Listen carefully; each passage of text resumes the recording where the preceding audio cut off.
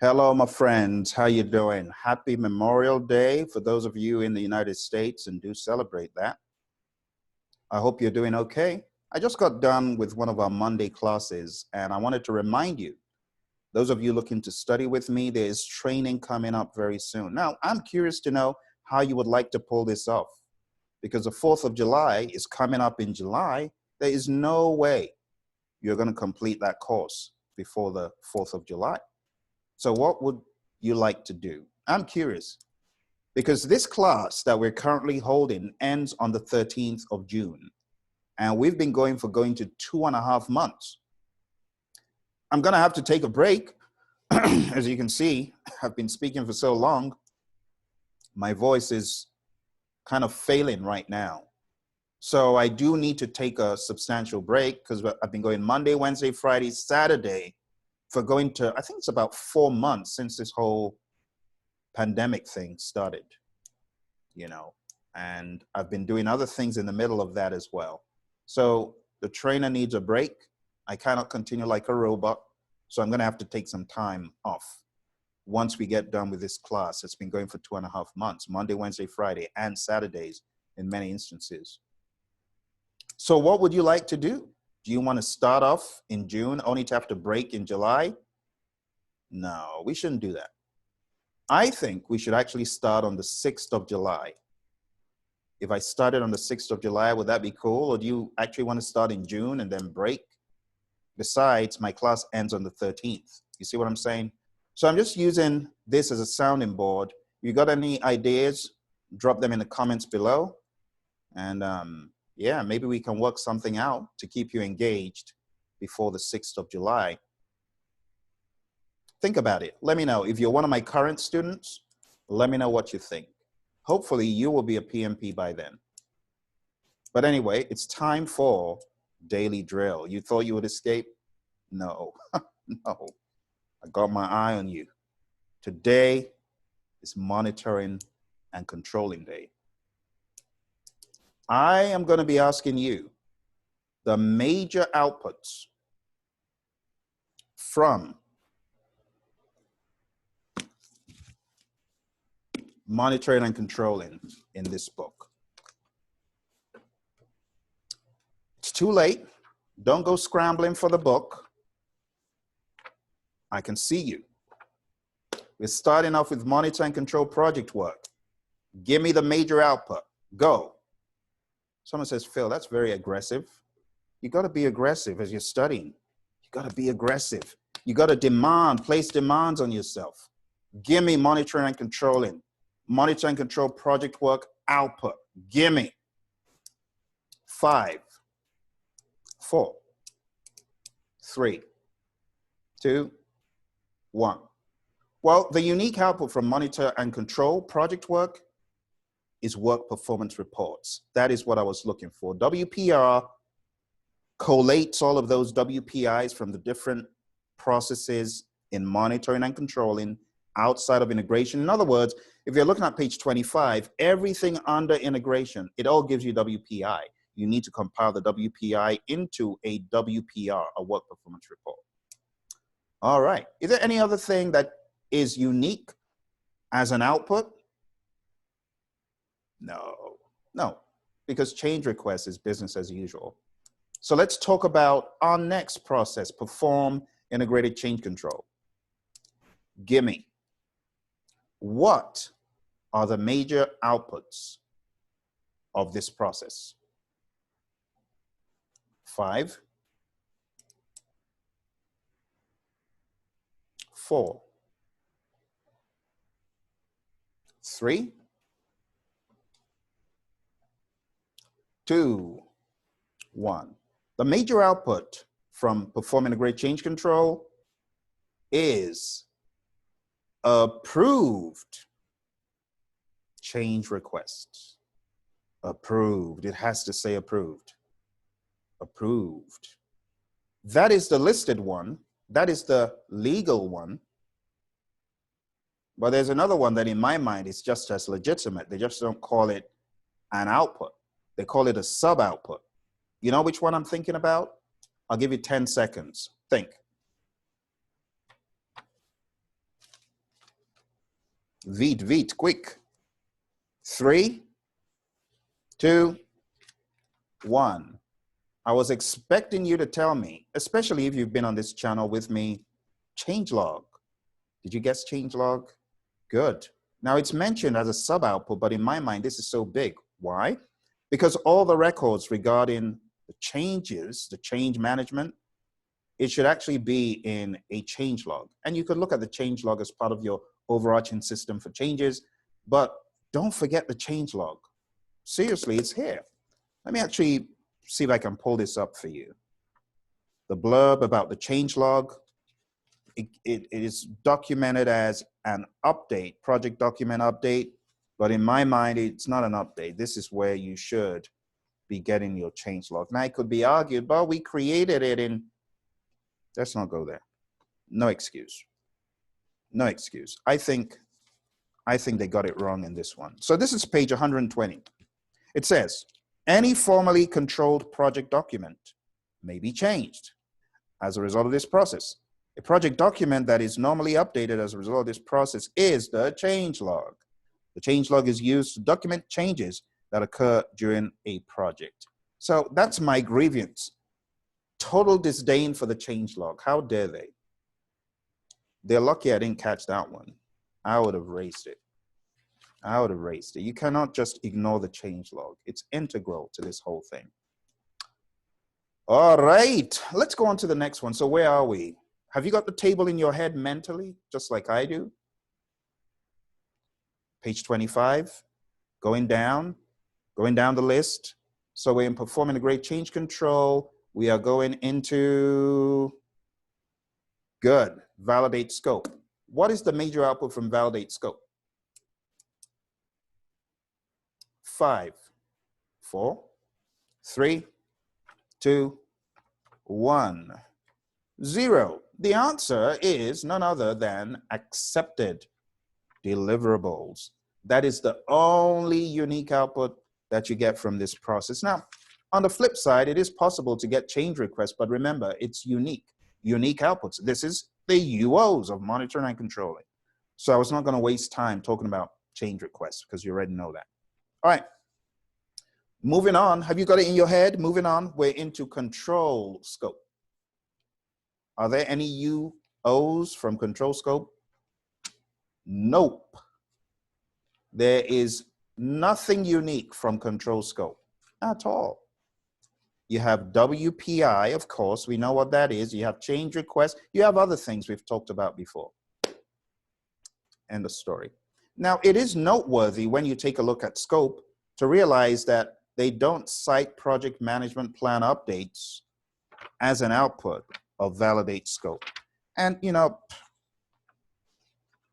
I don't really care much for all that minutia, but it's worth noting that is deliberate in the PMBOK guide. The idea is we're focusing more on the inspection, and if there are change requests, then we want to make a change, but we don't expect anything to come from this process and trigger an update to the project management plan from validate scope. Let me show you what I'm talking about.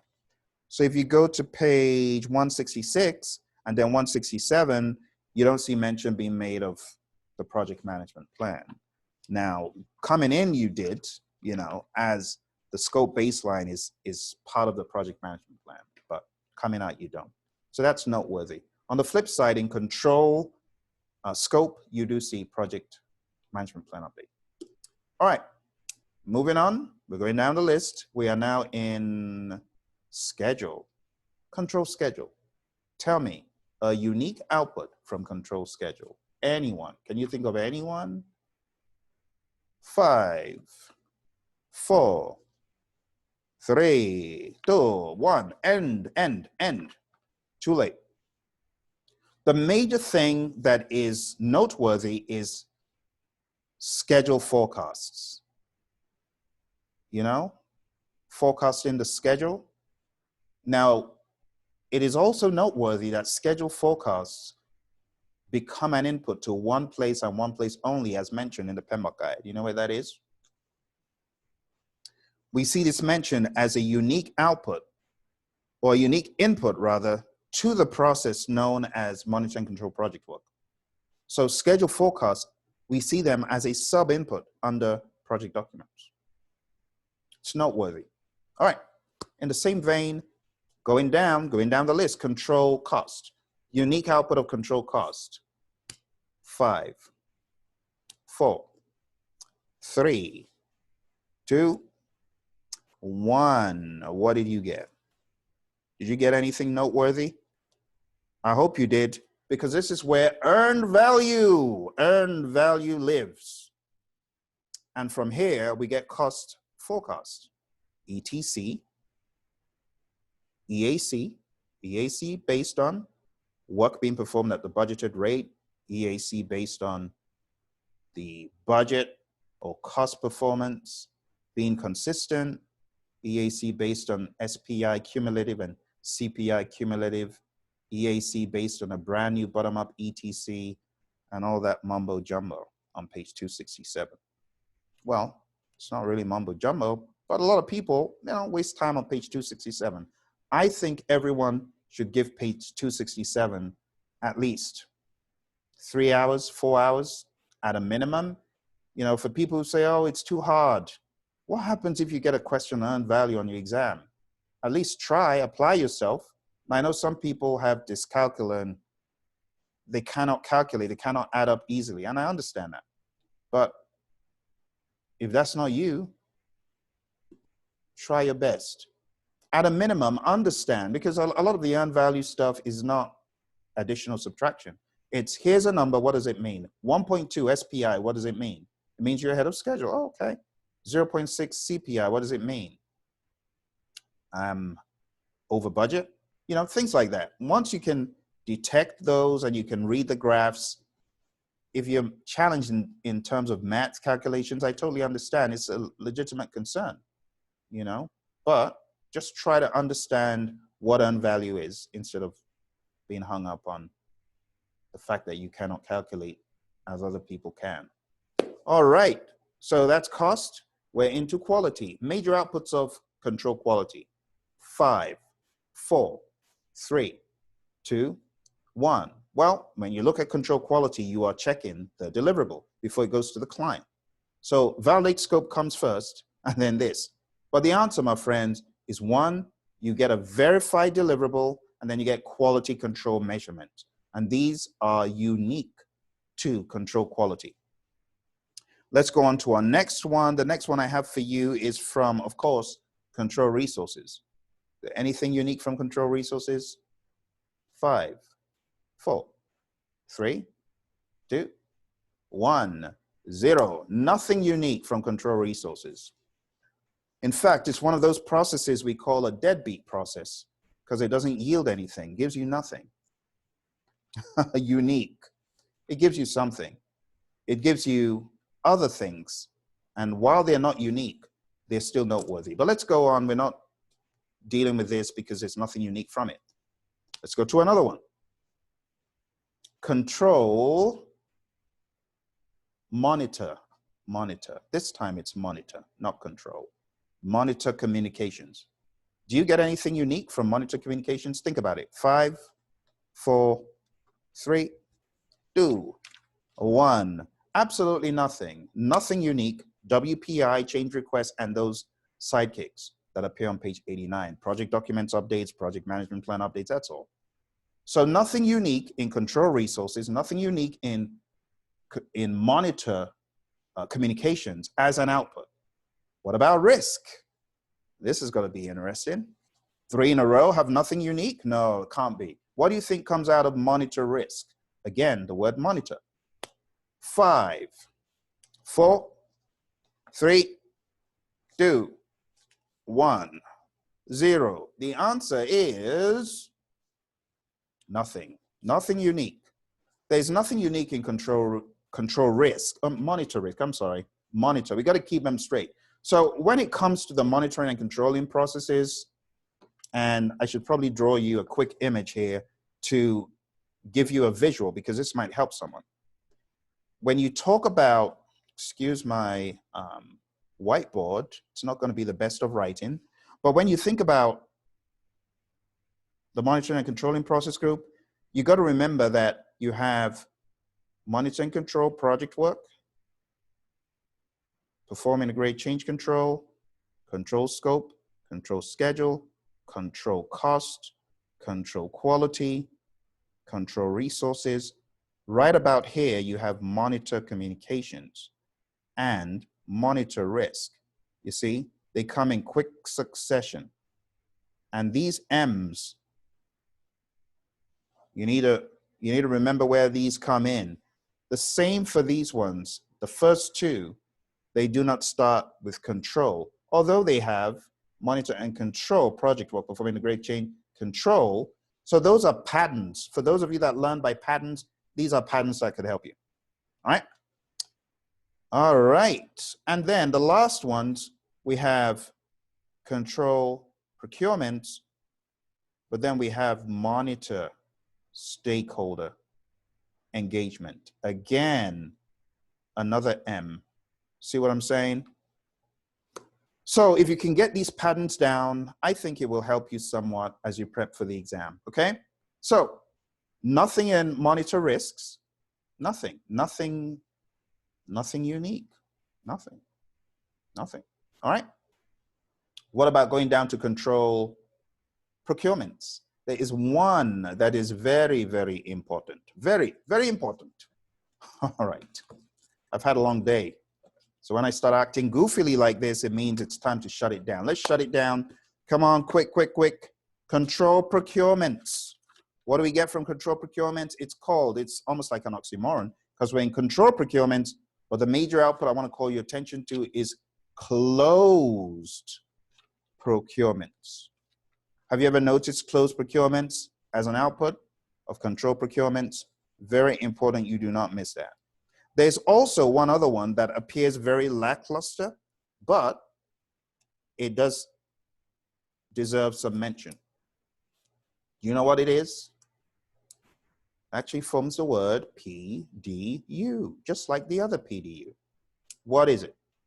5, 4, 3, 2, 1. The answer is procurement documentation updates. I'm going to read what this is for you in the PMBOK guide. Procurement documentation that may be updated includes the contract with all supporting schedules, requested unapproved contract changes, and approved change requests. Page 499 in the PMBOK guide. All right? This is the big finale. This is the final one in monitoring and controlling. Can you tell me, what is a unique output, if there is one, from monitor stakeholder engagement? 5, 4, 3, 2, 1. The answer, my friends, is 0. There is nothing unique from monitor stakeholder engagement. So what do you see? I call them deadbeat processes in jest, but these are very important.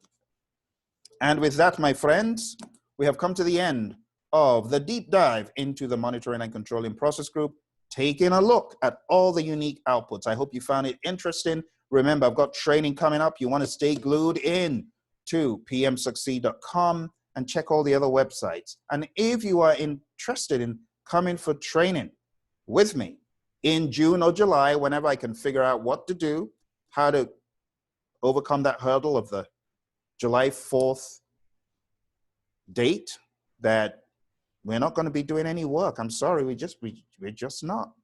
We're just not. It just doesn't happen. It's just not allowed. Not allowed.